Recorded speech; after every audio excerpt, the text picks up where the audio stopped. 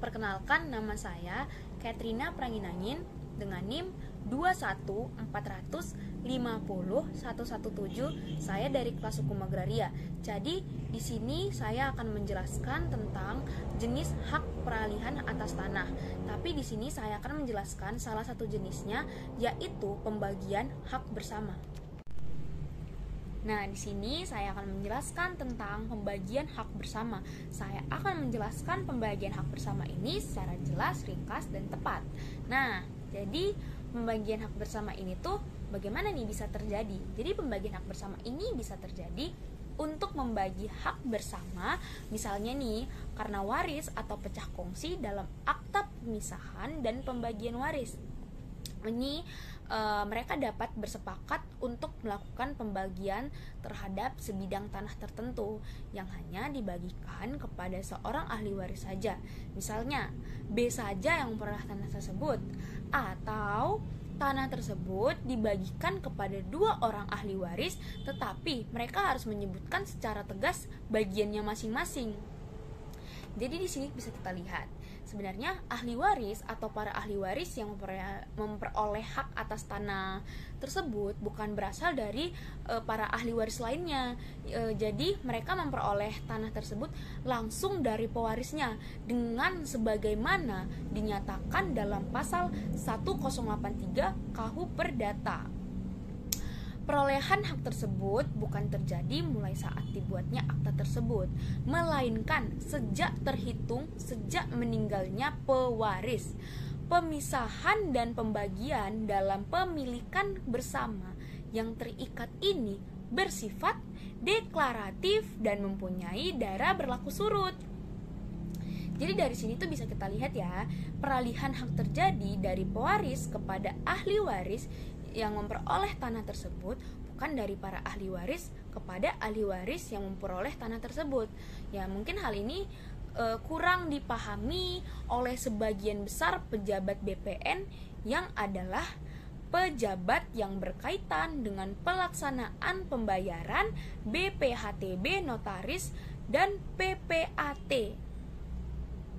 Jadi dari definisi tersebut kita bisa mengetahui tentang hakikat pemisahan dan pembagian hak bersama yang berasal dari warisan, sehingga jelas ya bahwa pemisahan dan pembagian hak bersama yang berasal dari warisan tersebut bukan merupakan objek pajak BPHTB, karena dalam hal tersebut tidak terdapat atau terlihat ya peralihan hak dari ahli waris yang satu kepada ahli waris yang lainnya.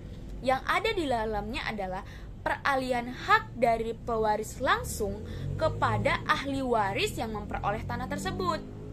Jadi kita akan menjelaskan tentang akta APHB. Jadi apa sebenarnya akta APHB itu?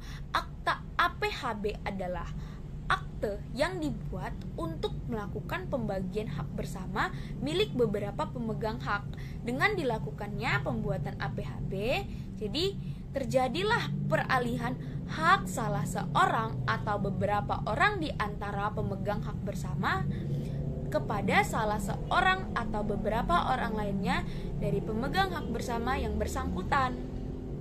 Dengan dibuatnya APHB, maka jelas di sini pemisahan atas pembagian yang dilakukan berdasarkan APHB merupakan objek BPHTB sesuai dengan ketentuan pasal 85 ayat 2 angka 7 Undang-Undang Nomor 28 Tahun 2009 tentang pajak daerah dan retribusi, dan karenanya terutang BPHTB yang harus dilunasi sebelum dibuatnya akte APHB tersebut.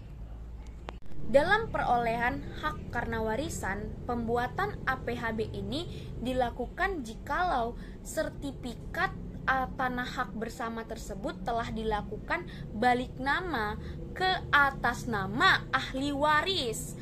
Misalnya seperti ini, ke atas nama BCDE, akan tetapi kemudian BCE bermaksud menyerahkan haknya kepada D. Maka penyerahan hak dari BCE ke D tersebut dikenakan PPh maupun BPHTB. Dan jika Jika ternyata para ahli waris mengkehendaki tanah yang ditinggalkan pewaris tersebut dibagikan kepada seorang ahli waris saja. Misalnya BCDE sepakat bahwa tanah tersebut akan dibagikan kepada B saja, maka mereka dapat membuat akte pembagian waris, baik yang dibuat dengan akte notaris maupun dengan akte di bawah tangan.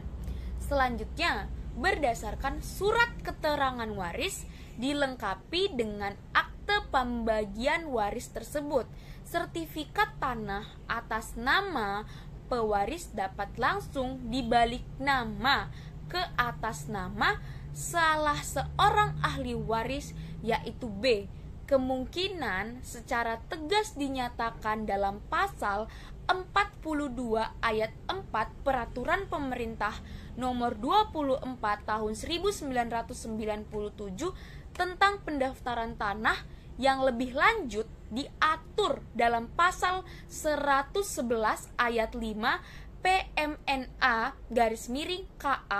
BPN nomor 3 tahun 1997 tentang ketentuan pelaksanaan peraturan pemerintah nomor 24 tahun 1997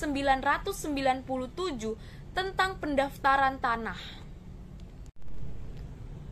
Nah, jika salah seorang ahli waris merupakan seorang warga negara asing karena sebab apapun dan tanah tersebut berstatus hak milik HGU atau HGP, maka berlakulah ketentuan pasal 21 ayat 3, pasal 30 ayat 2 atau pasal 36 ayat 2 UUPA, dan ahli waris tersebut tetap berhak untuk mewarisi tanah tersebut.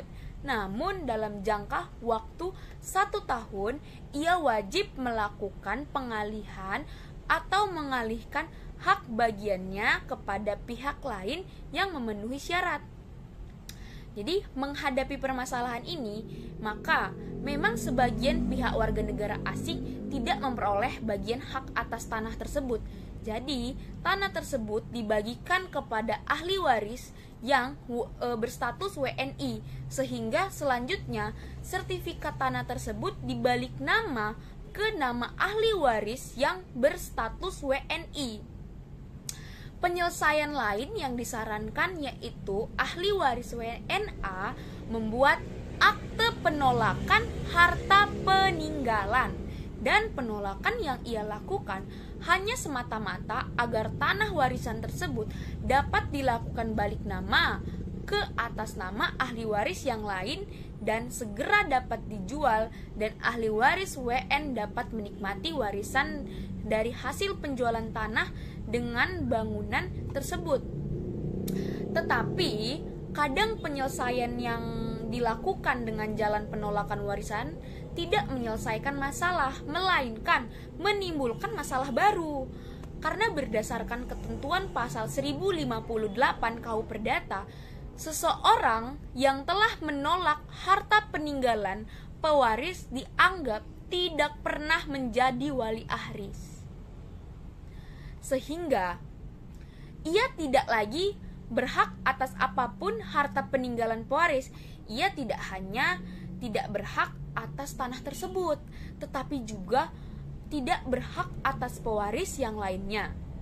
Hal inilah yang sering terjadi dalam praktik, di mana ia menyangka bahwa ia hanya tidak berhak atas tanah yang bersangkutan saja, akan tetapi ia tetap berhak atas harta yang lain. Jadi, beberapa persyaratan yang harus dipenuhi untuk melakukan peralihan hak pembagian hak bersama ini. Jadi, apa saja persyaratan-persyaratan yang harus dipenuhi? Yang pertama itu ada formulir permohonan yang sudah diisi dan ditandatangani pemohon atau kuasanya bermaterai cukup.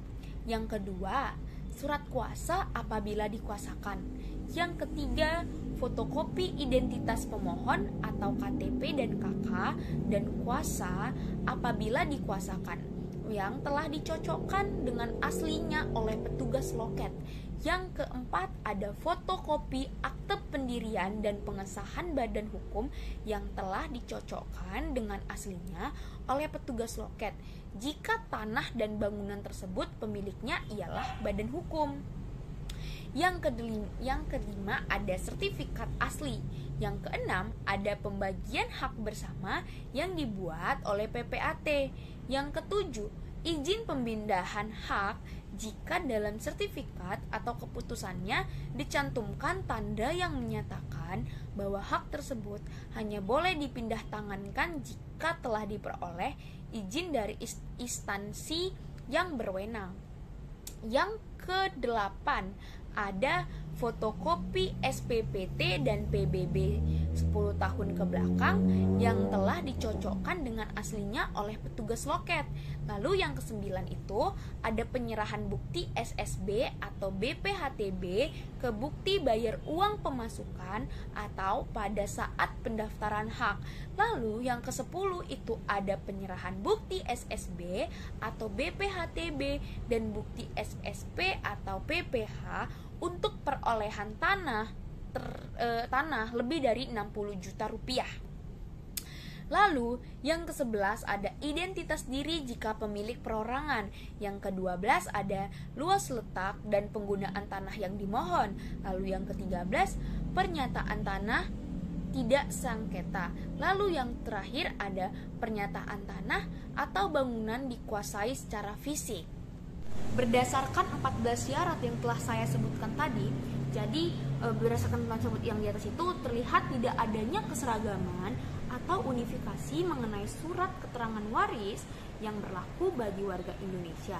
Jadi masing-masing golongan penduduk yang ada di Indonesia ini mempunyai jenis keterangan surat yang berbeda-beda. Contohnya saja, surat keterangan waris bagi warga negara Indonesia golongan pribumi dapat diperoleh di kantor kelurahan atau kepala desa dan mungkin bisa diambil juga di kantor kecamatan setempat. Tetapi bagi warga negara Indonesia yang berketurunan Tionghoa berupa surat keterangannya itu berupa surat keterangan waris yang dibuat oleh seorang notaris. Sedangkan bagi warga negara Indonesia golongan timur asing dapat memperoleh surat keterangan warisnya di Balai Harta Peninggalan. Jadi di Indonesia ini belum ada keseragaman atau unifikasi mengenai surat keterangan waris yang berlaku bagi seluruh warga Indonesia dan juga belum ada standar baku mengenai format surat keterangan waris yang berlaku bagi golongan pribumi. Jadi hasil akhir dari proses turun waris adalah sertifikat hak atas tanah yang semula atas nama pewaris atau almarhum beralih menjadi atas nama para ahli waris yang sesuai dengan kesepakatan yang telah dibuat pewaris. Jadi apa sih sebenarnya tujuan dari pembuatan APHB ini? Nah, seperti yang sudah kita jelaskan sebelum-sebelumnya tadi, pada umumnya dalam sebuah keluarga Indonesia itu kan terdapat sistem pewarisan atau turun waris berupa hak atas tanah nih. Nah, jadi tujuan pewaris hak atas tanah adalah ahli waris bisa menguasai dan memanfaatkan tanah secara sah ketika seseorang yang menjadi pemegang hak atas tanah meninggal, hak tersebut beralih ke ahli warisnya.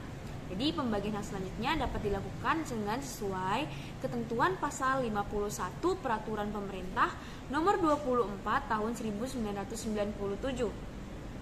Jadi perlu dipahami tentunya bahwa dalam APHB bisa terjadi 3 hal dalam belangko akte APHB yang tidak bisa 3 hal tersebut dipilih bersama-sama, namun harus dipilih perbuatan hukum yang mana yang terjadi dalam pembuatan APHB tersebut, yaitu pertama, dalam pembagian hak bersama tidak terdapat kelebihan nilai yang diperoleh salah satu pihak. Misalnya ini konsep seolah-olah terjadi tukar-menukar tanpa kelebihan nilai satu dengan yang lainnya.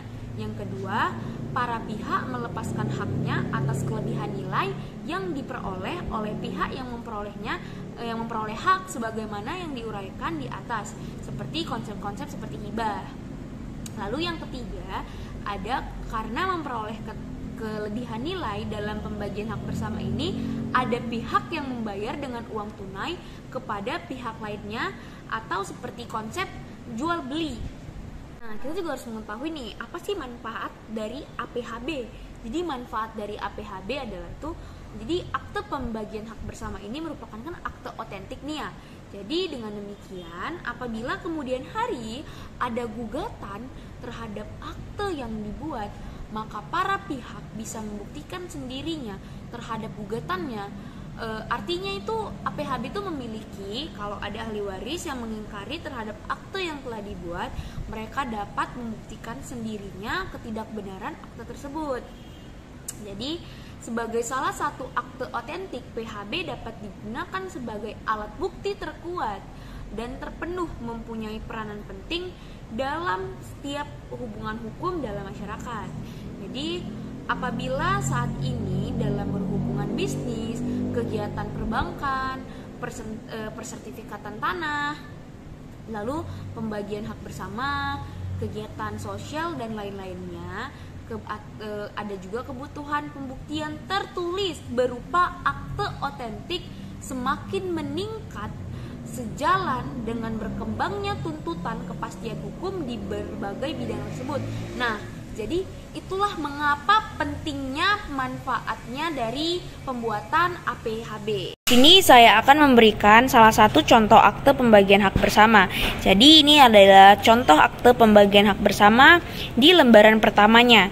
Jadi akte pembagian hak bersama pada lembaran pertamanya akan terlihat seperti ini. Lalu pada halaman yang kedua akan terlihat seperti ini.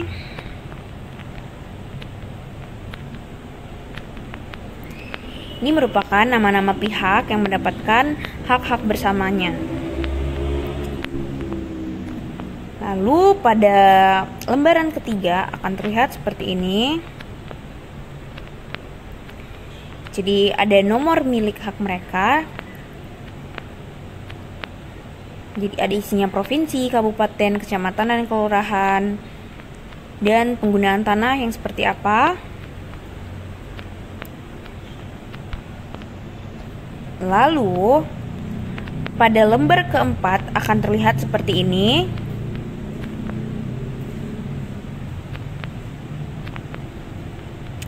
Ini merupakan pasal-pasal yang akan diterangkan oleh para pihak. Lalu pada lembaran kelima akan terlihat seperti ini. Ini merupakan akte yang akan dihadapkan pada para pihak saksi-saksi. Jadi para saksi-saksinya akan membacakan isi akte-akte hak bersama tersebut. Nah, ada lembaran terakhir, hak isi akte hak bersama tersebut. Ini merupakan lembaran terakhir dari akte hak bersama. Nah, di sini saya akan menjelaskan tentang kesimpulan yang tentang pembagian hak bersama, karena dari tadi kan saya sudah menjelaskan tentang apa saja itu nih pembagian hak bersama. Jadi ini kesimpulannya adalah pelaksanaan administrasi pertahanan dan pendaftaran tanah yang tercatat di kantor pertahanan harus selalu sesuai dengan keadaan atau status yang sebenarnya mengenai bidang tanah yang bersangkutan. Jadi bidang tanah yang bersangkutan ini harus itu menyangkut data fisik maupun data yuridis. Jadi peranan PPAT sangatlah penting karena peralihan dan pembebanan atas hak tanah hanya dapat didaftar apabila dibuktikan dengan akte PPAT nih. Jadi PPAT sebagai pejabat umum yang berwenang untuk membuat akte pemindahan pembagian hak bersama. Jadi wewenang-wewenang PPAT ini untuk membuat akte otentik mengenai semua perbuatan hukum. Salah satunya adalah proses pembagian hak bersama, mungkin berupa tanah warisan seperti yang sudah saya jelaskan di sebelum-sebelumnya. Tetapi ini ya, sering sekali ada keengganan dalam masyarakat untuk membuat akte otentik di hadapan PPAT karena pembuatannya memerlukan proses cukup lama. Seperti yang sudah kita ketahui tadi, perlu banyaknya berkas yang harus disediakan dan pembedaan-pembedaan golongan terhadap golongan pribumi, Tionghoa, dan Timur. Jadi sering sekali lah enggannya masyarakat untuk membuat akte otentik ini. Lalu proses pembuatannya itu cukup lama, rumit, dan biayanya cukup mahal. Dan Permohonan menganggap selain persyaratan administrasi yang rumit, prosedur-prosedur pendaftaran peralihan hak yang diperolehnya itu memerlukan waktu yang lama dengan persyaratan-persyaratan yang rumit serta biaya yang dibutuhkan untuk melakukan pendaftaran peralihan haknya yang tidak ringan. Jadi sekian dari saya Katrina Pranginangin dari video ini. Terima kasih.